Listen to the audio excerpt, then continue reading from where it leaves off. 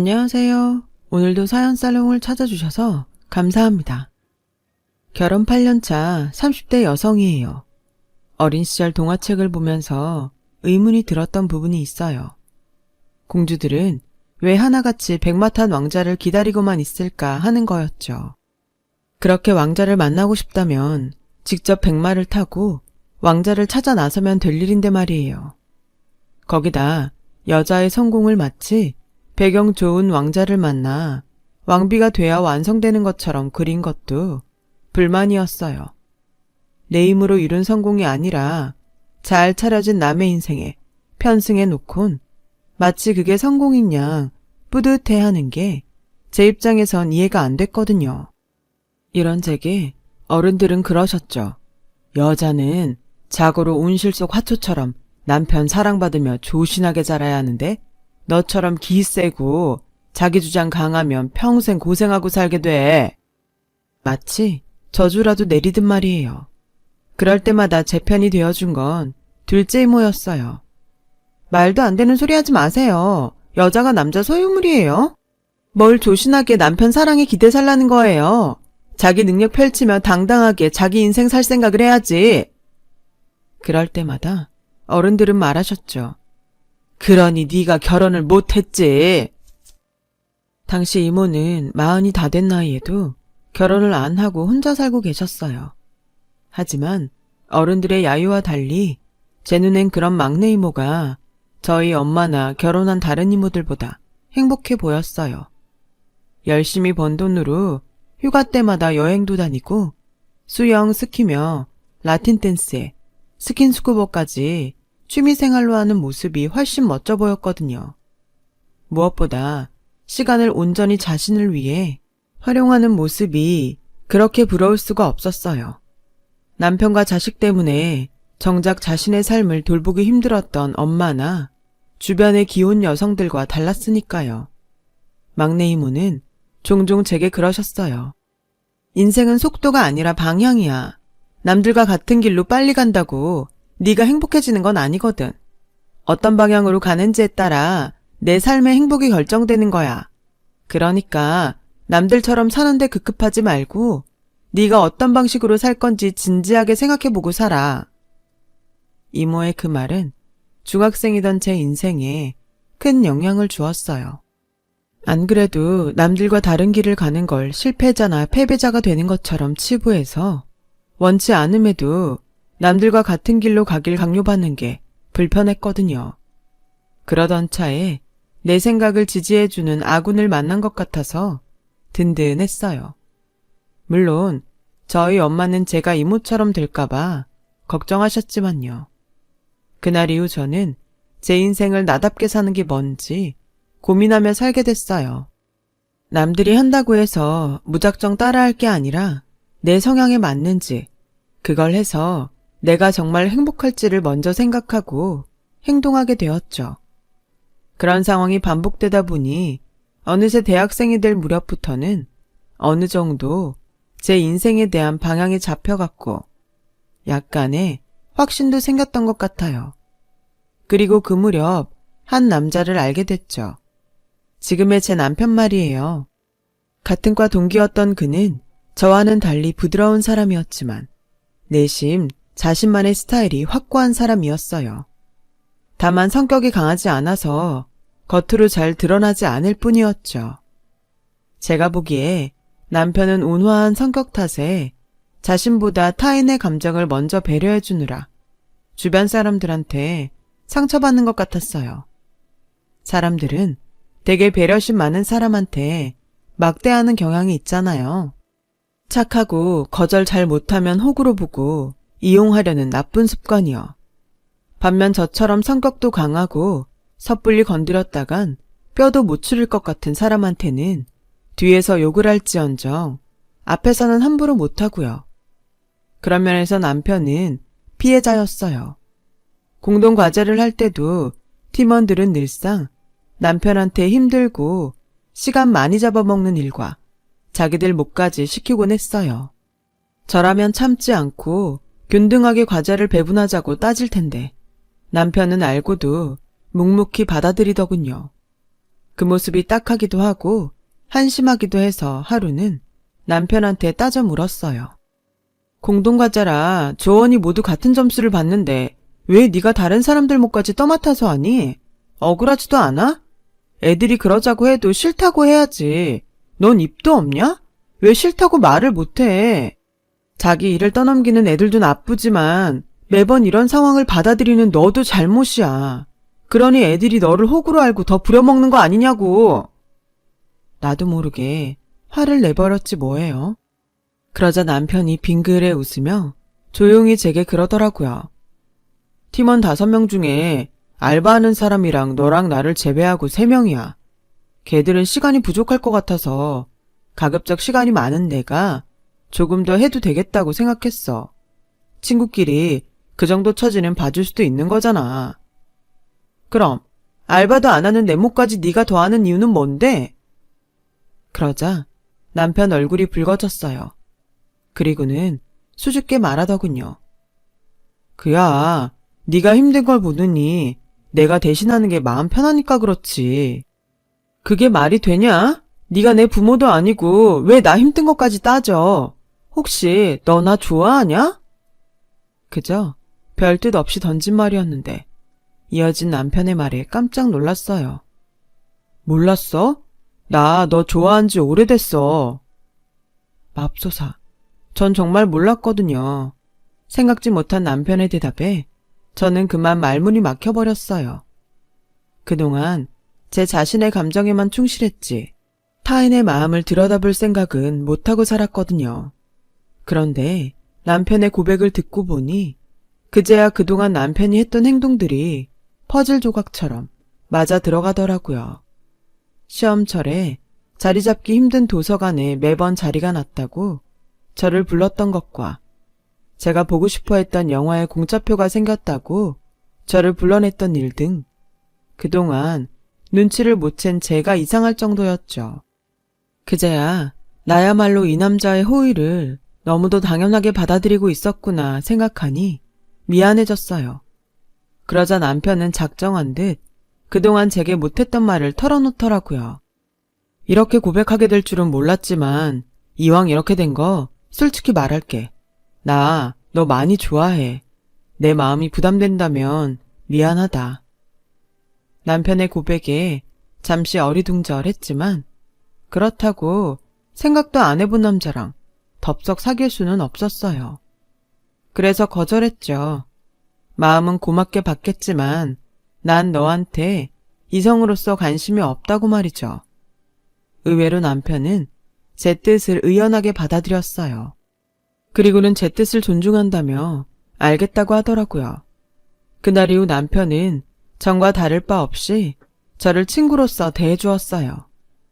그런데 저는 그게 안 되더라고요. 멀리서 남편이 걸어오기만 해도 마음이 쓰이고 남편이 다른 여자들과 함께 있으면 불안하고 자꾸 짜증이 났어요. 매일 봐왔던 남편 얼굴이 자꾸 잘생겨 보이기도 하고 남편이 곁에 없으면 허전하고 그랬어요. 하루는 이모랑 점심을 먹으면서 이 얘기를 했더니 이모가 그러더라고요. 뭘 고민해. 그 친구한테 가서 좋아한다고 고백하면 되지. 이모, 나 걔랑 그런 사이 아니거든. 그냥 걔가 나 좋아한다니까 신경이 쓰여서 그런 것뿐이야. 고백? 말도 안 돼. 고백은 무슨. 말은 그렇게 했지만 찔리긴 했어요. 감춰둔 제 마음을 대번에 들킨 것 같아서 쑥스럽기도 했고요. 그런데 겨울방학을 앞둔 어느 날 남편한테 문자가 왔지 뭐예요. 학교 앞 호프집에서 만나자고요. 그래, 한국 사람은 삼세판이지. 한번 거절당했다고 물러나면 쓰나. 이번에 고백받으면 못 이기는 척 그냥 받아줘야겠다. 1월 심산으로 저는 한껏 꾸미고 약속 장소를 향했어요. 그런데 뭐? 군대 영장이 나왔다고? 약속 장소에 가보니 과 동기들이 다 모여있더라고요.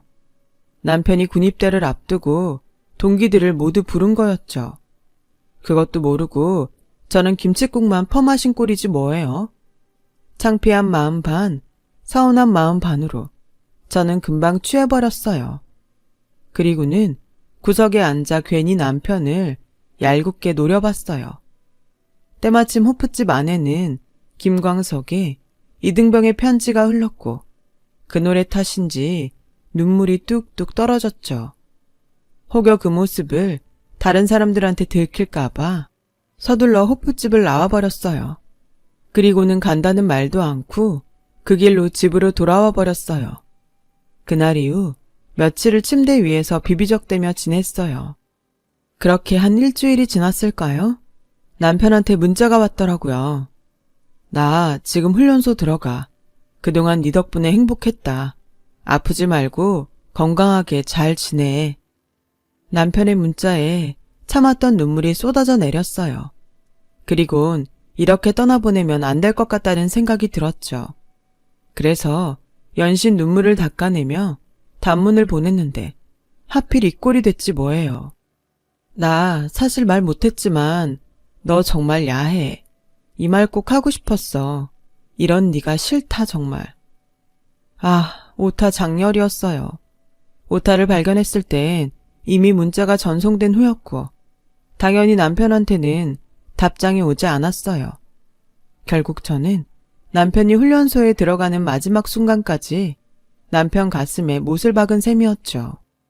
그렇게 우울한 겨울방학이 지나고 2학년이 된 저는 1년간 붙어 다녔던 남편의 빈자리를 새삼 느끼며 자발적 아웃사이더로 살았어요.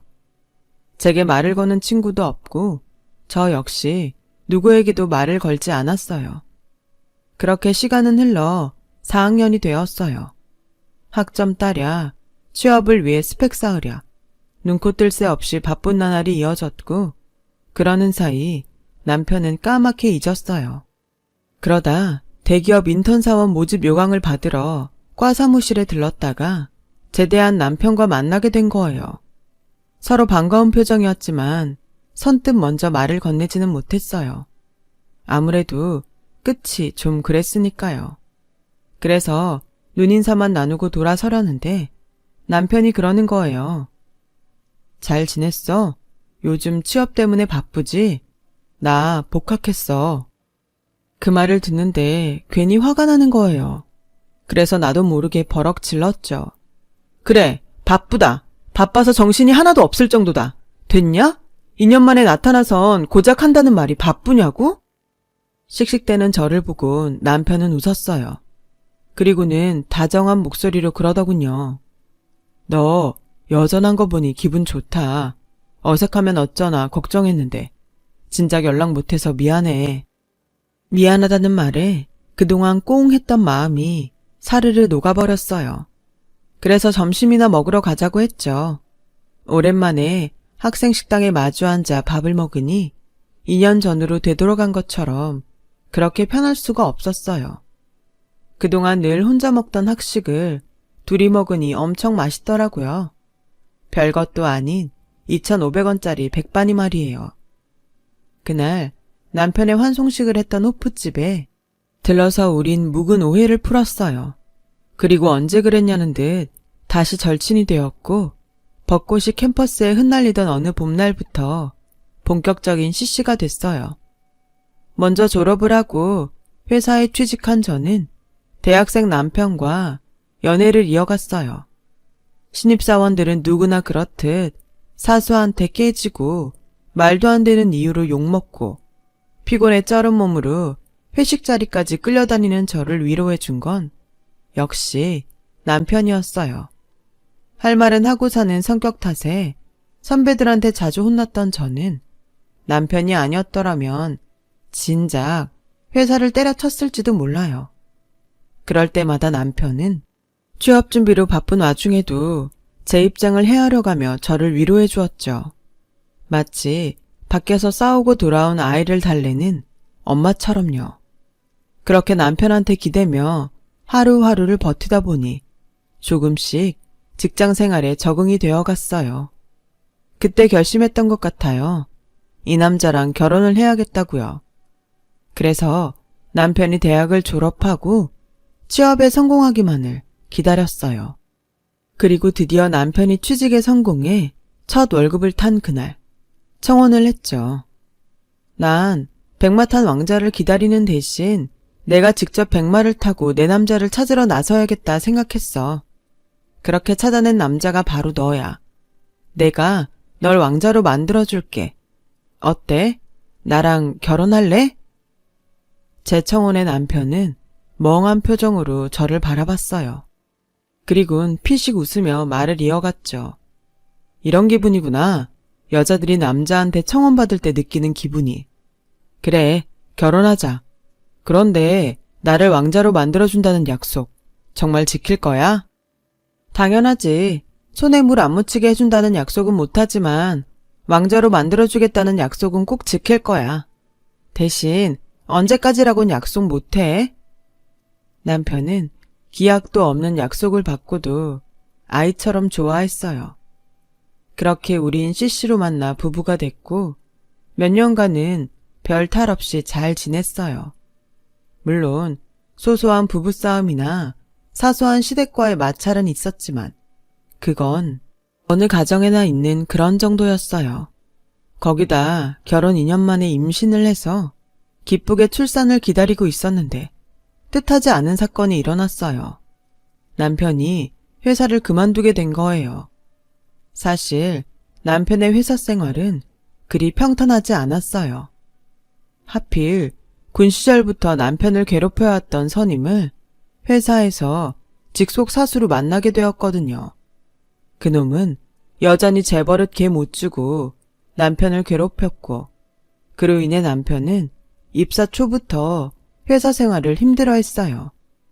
힘들게 들어간 회사라 어떻게든 버텨보려고 안간힘을 썼지만 사람 피를 말리며 괴롭히는 통에 결국 참다 못한 남편은 이 일로 팀장과 면담을 했는데 그 사실이 선임 귀에 들어가고 만 거예요. 전보다 더 교묘하게 뒤에서 괴롭히는 통에 남편은 몇 달 사이에 몸무게가 10kg도 넘게 빠졌지 뭐예요. 보다 못한 저는 남편한테 이직을 권했지만 태어난 아이를 생각해서라도 모험을 할 수는 없다며 이를 악물고 회사로 향하곤 했어요. 하지만 그게 오히려 독이 된 거예요. 결국 자신의 의지만으로는 감당할 수 없는 지경까지 이르게 된 거죠. 남편을 통해 모든 사실을 알게 된 저는 도저히 참을 수가 없었어요. 그까짓 회사 그만두면 그만이지만 내 남편을 이 지경으로 만든 인간은 절대로 가만둘 수 없겠더라고요. 그래서 단판을 지으려고 전화했더니 이놈이 실실 쪼개면서 사람 속을 긁지 뭐예요. 제 남편이 멍청해서 일을 좀 가르쳐준 것뿐인데 여편네가 집에서 살림이나 할 것이지 남편 직장 상사한테 바락바락 대든다고 말이에요. 그래서 거두절미하고 제 남편한테 사과하라고 했더니 끊어버리더라고요. 어찌나 열이 뻗치던지 참을 수 없어서 반차를 내고 남편 회사로 달려갔어요. 로비에 선임 이름과 직급을 대고 방문 신청을 했더니 글쎄 그놈이 로비에서 기다리라는 거예요. 해서 기다렸는데 퇴근 시간이 지나도록 나오질 않는 거 있죠. 로비에서는 못 들여보내준다지 놈은 코빼기도 안 보이지 하는 수 없이 저는 무거운 몸을 이끌고 집으로 왔어요. 방 안에 틀어박혀 다 죽어가는 남편을 보니 피가 끓어서 못 참겠더라고요. 그래서 그날 밤 남편 사증을 이용해 사내 익명 게시판에 선임에 대한 글과 저와 통화했던 녹취록을 올렸어요. 누가 들어도 선임이 누구인지 알 수 있을 정도로 명확하게 적어서요. 그랬더니 다음날 아침 바로 제게 전화를 했더군요. 업무가 바빠서 약속을 깜빡했다며 게시판 글 좀 내려달라고요. 그래서 게시판에 공개 사과문 올리고 내 남편한테 직접 사과하라고 했어요. 처음엔 사과는 할 테니 공개 사과문은 못 올리겠다고 뻗대다가 제가 소송을 걸겠다고 하니 바로 꼬리를 내리곤 사과문을 올렸더라고요.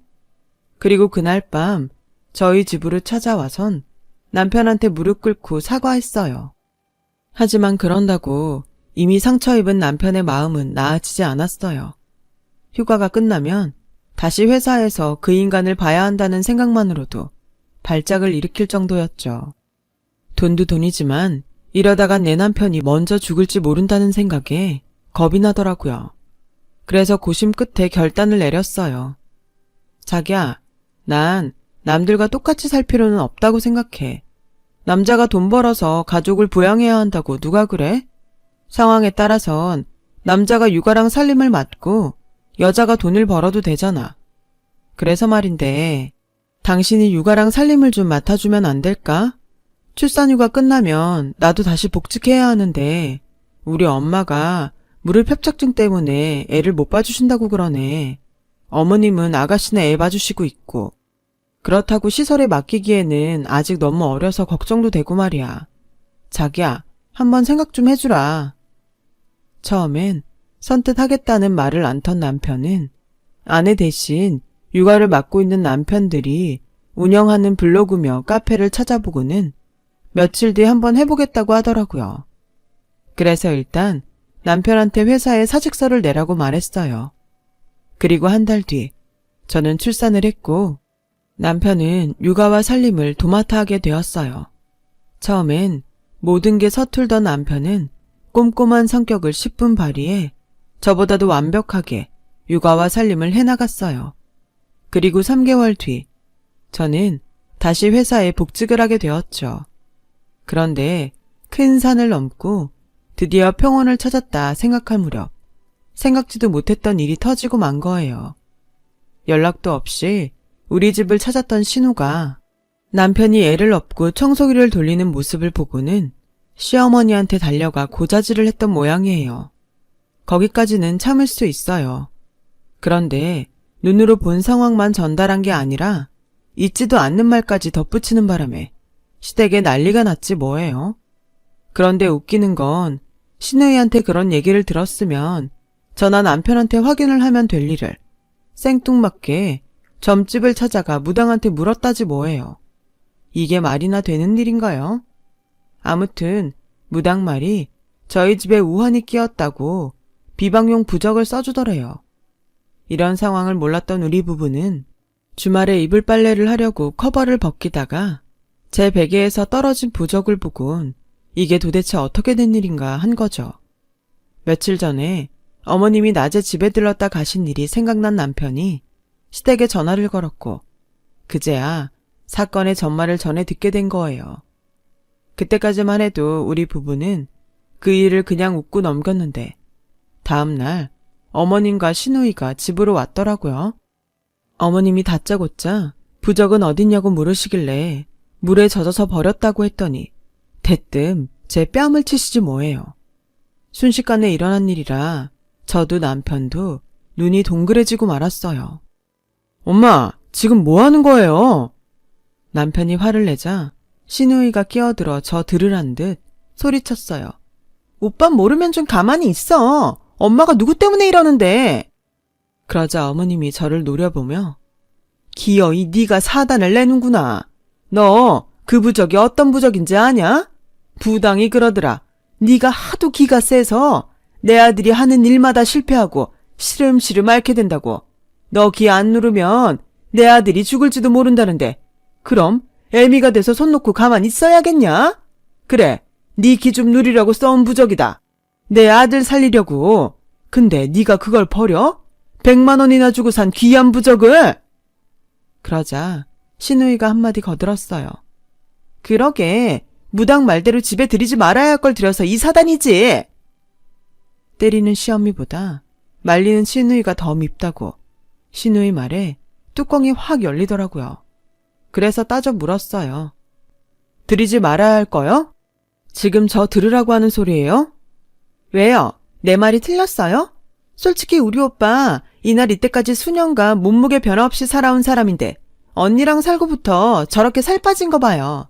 내가 이런 말 안 하게 생겼나? 언니가 오직 집에서 잡았으면 피골이 상접했겠냐고요. 어디 그뿐인가? 친정에 애 맡기면 될 거를 멀쩡히 회사 다니는 우리 오빠 집에 앉히고 언닌 밖으로 놔두는 거잖아요. 그래놓고 지금 말이 나와요? 길게 말할 거 없다. 네가 버렸으니 당장 가서 네 돈으로 다시 받아와. 하다 지 남편 좀 살려보겠다고 받아온 부적을 쓰레기통에 1,000원 년 년은 처음 본다. 아주 고약한 년 같으니라고? 내 손녀가 너 닮을까봐 걱정이다. 더는 못 참겠다 싶어서 한마디 하려는데 남편이 자리를 박차고 일어나 서랍에서 서류 뭉치를 꺼내 바닥에 던졌어요. 자, 보세요. 제 정신과 진단서예요. 제가 회사를 그만둔 이유가 다 적혀 있으니 똑똑히 보시라고요. 이래도 이 사람 탓을 할 수 있는지. 이 사람 기가 세서 제가 이렇게 망가진 거라고요? 웃기지 말라 그래요. 저요, 이 사람 아니었으면 진작에 죽었을 거예요. 다 죽어가는 사람 살려서 멀쩡하게 만든 사람이 바로 이 사람이라고요.